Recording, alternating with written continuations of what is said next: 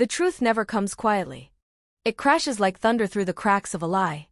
And tonight, a man who swore for months he saw nothing finally allowed the truth to escape his trembling sigh. The world knew him only as the last driver. The taxi man who picked Yu Menglong up, just hours before the cameras caught the chase. The figure, the panic, the rush, the disgrace that spiraled into the mystery gripping the globe. He'd stayed silent, vanished, slipped out of the strobe of headlines, reporters, and questions cold as stone. But tonight, he spoke. And his confession rattled the walls of the investigation. Like a beast waking from a throne unknown.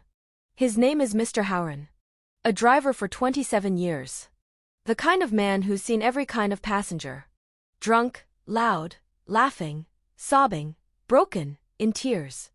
But he said none of them, none, ever brought a chill into his taxi the way Yu Menglong did that night. Not because Menglong was strange. No, Howren said he was polite, soft, frightened. As if carrying a storm inside his fading light. His eyes kept jumping to the mirror, Howren whispered. Like he expected someone behind him. Even when there was nothing in sight. But there was something in sight. Something Howren prayed he'd imagined. Something he refused to admit until surveillance footage surfaced. Showing the taxi windows warping like liquid glass. That video, blurry, shaky, short, had become the internet's favorite obsession. And now Howren says the footage was real. Only 1% of what he saw. Only a drop. From the ocean. Of that night's raw terror. He said Yu Menglong entered the car breathless. Hands shaking like the echo of the airport shadow. Still clung to him through the humid Taiwan air. He slid into the back seat and whispered. Please, just go. Don't wait. Please. Howren started driving. But the moment he pulled away from the curb, the rearview mirror went dim. As if darkness coated it from the inside. He wiped it. The darkness stayed. This is where Howren paused in his confession. Teeth pressing into his lip. Eyes darting around the room as though expecting something to slither out of the corners. He whispered. It followed us. The investigators leaned forward. The air went tight. Howren continued. He said he first noticed it when the streetlights their taxi passed began to flicker in a perfect rhythm. One off, two on. One off, two on. Like a heartbeat backwards. Then Menglong muttered. It's here too, it always finds me. It found me again. Howren said the temperature inside the taxi dropped. So quickly he saw his breath fog the mirror. But Menglong's breath didn't fog. His was steady. Warm. Normal. As if something was freezing the driver alone. He then described the moment everything shifted. As they passed the third intersection. The radio, off the entire ride, crackled to life. No music. No voice. Just a whispering static. That grew clearer and clearer. Until Howren could make out a pattern. Don't let it in. The same words Madame Lien found under the hotel closet. The same words whispered above the cleaner's head. The same words that investigators discovered. In Menglong's phone backup days later. Howren said Menglong covered his ears. Shoving himself into the far corner of the taxi. Eyes glassy with terror. It's not talking to you, Menglong whispered. Voice cracking. It's talking to me. And then the taxi's windows fogged. From the outside. Thick patterns appeared, not from fingertips. But from something broader. Something without bones. Something pressing against the glass. As though the night itself were alive. And suffocating the car in a cold embrace. Howren wiped the windshield. His cloth smeared the fog. Like ink being dragged across a page. He felt watched. Not by Menglong. Not by someone outside. By someone inside the fog. He said his eyes drifted. To the left rear window. And that's when he saw the first figure. A tall silhouette. Leaning in. With no face. No neck. Just a stretched shape that bent the light. Like it was sculpted from wet shadow. And behind it. Another. And another. Figures with edges that pulsed. Like the outline of a flame. Captured underwater. Howren swore they moved with the taxi. Keeping perfect pace. Never getting closer.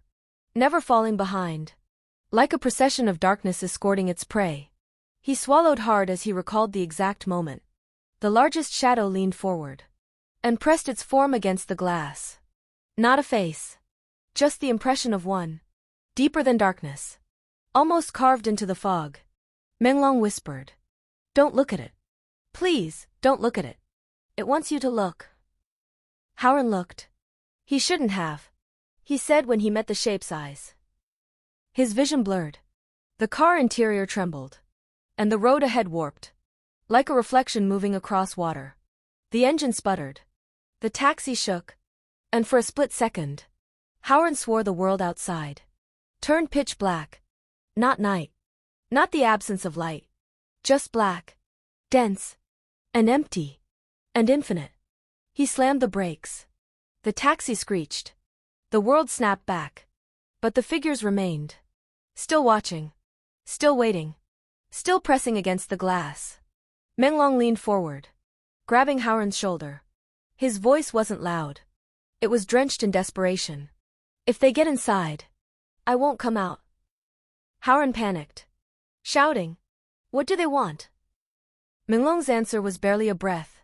They're not after me. They're after what I saw. The windows vibrated. A low hum. Like a massive heartbeat surrounding the taxi. Then the radio static returned. And the whisper grew sharper. Not don't let it in anymore. Now it said. Time. Just that. One word. But it echoed like a command. Howard tried to call for help. But his phone died instantly. The screen faded to black. Yet the camera light turned on by itself. Pointed at Menglong. As if something wanted to capture him. Record him. Own him. Then came the moment. Howard begged investigators not to make him repeat. But he did. Shaking. Sweating. Hands gripping the table. He said. Menglong leaned forward. Eyes wide with terror. And whispered. It's here. The back seat dipped. As if something invisible sat beside him. The leather groaned. The car tilted. And a cold handprint slowly formed on the seat. Not a human handprint. Long, thin, too many joints. As if time itself had fingers. Howard screamed. The world outside flickered again. The shadows pressed harder. The doors locked themselves. Click, click, click. One by one. As though granting entry to something hungry. Menglong slammed his fist against the window. And shouted. It found me again. It won't stop. It won't.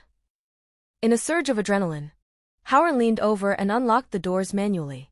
The moment he did, every shadow outside instantly vanished. As if the night inhaled them. The fog cleared. The whispers stopped. The temperature returned. Silence. Pure, eerie, breathless silence. Menglong bolted from the taxi. Running into the darkness with the force of a man. Fleeing destiny. Howard never saw him again. Tonight. He finished his confession with one final sentence. The one that will now haunt the investigation forever. When he stepped out, something stayed behind in my car. And when I looked into the rearview mirror, for the first time all night, something looked back. And the world. Shivers. Again. The taxi driver's confession deepened like a wound reopening under cold light, his fingers clawing at the interrogation table as though it were the last stable object left in the world. His hands trembled, knuckles ghost-white, every nerve screaming that the truth he was about to release should never be spoken. The officers dimmed the lights, and even the bulbs buzzed in uneasy protest, flickering as if they too were afraid of what he remembered. He began with the moment Yu Menglong slid into the back seat of his cab. Polite. Quiet. Sunglasses still on despite the midnight hour. He gave a gentle nod, a simple greeting, the kind celebrities use when they're trying not to be recognized. For 30 seconds, the world behaved like itself. Traffic sounded normal. The city breathed normally. The night was just a night. But then the driver said something that made the air shift. He wasn't alone. Every officer froze. No one dared interrupt him. He explained that in the rearview mirror, he clearly saw another figure seated beside Menglong, solid, still, unmistakably there. But when he turned his head physically to look, the seat was empty. The reflection remained. The seat did not. And that was the first crack in reality. Time began to stumble next. The digital clock on the dashboard began to warp, hours jumping forward, minutes rewinding, seconds freezing as though being held underwater. The driver blinked, wiped his eyes, slapped the dashboard, even whispered a quick prayer under his breath. Nothing changed. The clock was dancing to a rhythm that didn't belong to Earth. And with every reset, the driver saw something that made him sweat through his shirt. Yu Menglong's reflection started to breathe. Not the real Menglong. Not the man sitting still in the back seat. Only the reflection. Steaming the mirror from the inside even though the windows stayed perfectly clear. The breath fog didn't fade, it crawled. Like fingertips dragging across glass. The driver continued, voice weakening as though memory itself drained him. He heard a whisper behind him, sharp, fragile, not belonging to any person he'd ever heard. The whisper said, "Stop the car." But Menglong hadn't opened his mouth. His real lips were still. Calm. Closed. Only the reflection's lips moved. The driver pressed the brakes just as the taxi rolled into a red light that refused to change. Cars honked behind him, swerving around as if they didn't see the signal at all. 10 minutes passed. Then 20. Then 30. The world outside the car was continuing normally for everyone except the two people, and one reflection, trapped inside the taxi. And then the reflection turned its head. It moved differently from the real Menglong, turning with slow cracks, like a person made of porcelain breaking one hinge at a time. When it met the driver's eyes through the mirror, the red light instantly switched to green, and the driver accelerated with a scream lodged in his throat. He thought the nightmare was over. Instead, it shifted into its next form. Somewhere around the 26th minute, singing floated up from the back seat, soft, eerie, drifting like smoke. Not a full melody, just pieces of one. A childlike humming that sounded like it had been learned underground, in a place where sound shouldn't exist. The lyrics were broken, trembling, whispering a line he'd heard somewhere before without knowing how. Don't let it in, don't let it in. The same phrase later found etched beneath the hotel bed. The same words muttered in the airport footage. The same warning meant for anyone who crossed paths with the thing following Yu Menglong. The singing suddenly stopped, replaced by a shift of weight. The driver felt something moving between the seats. Something he couldn't see, but could sense, like cold breath sliding down his spine. He glanced down and saw it, a shadow stretching between the front seats, reaching for him even though there was no light source in the car to cast such a shape. It wasn't the shadow of Menglong.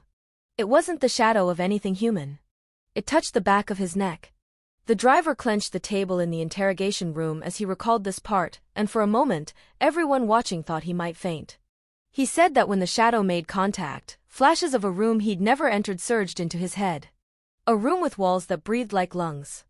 A figure standing in the center, pretending to be still, while its shadow danced around it like a creature unchained. He accelerated again, desperate to reach the destination as fast as the world would allow. When the taxi finally arrived, Yu Menglong leaned forward, calm as moonlight, and whispered one instruction. "When you drop me off, don't look back." But curiosity overpowered instinct. Curiosity always wins. The driver glanced into the mirror for half a second. And in that half second, he saw two versions of Menglong at once. One stepping out of the car slowly, his real body illuminated by the streetlight. And the other, the reflection, still seated in the back seat, smiling at him with a grin stretched far too wide, too sharp, dripping with something ancient that did not belong to the world of breathing men. The driver's voice broke as he reached the end of his story. He looked up at the officers, his face drained, sweat pouring, and released the line that shattered the entire investigation. "I didn't drive Yu Menglong that night. I drove the thing that was chasing him." He collapsed moments later, and even unconscious, his hands kept trembling as though he could still feel the frostbitten fingers of the shadow resting behind his neck.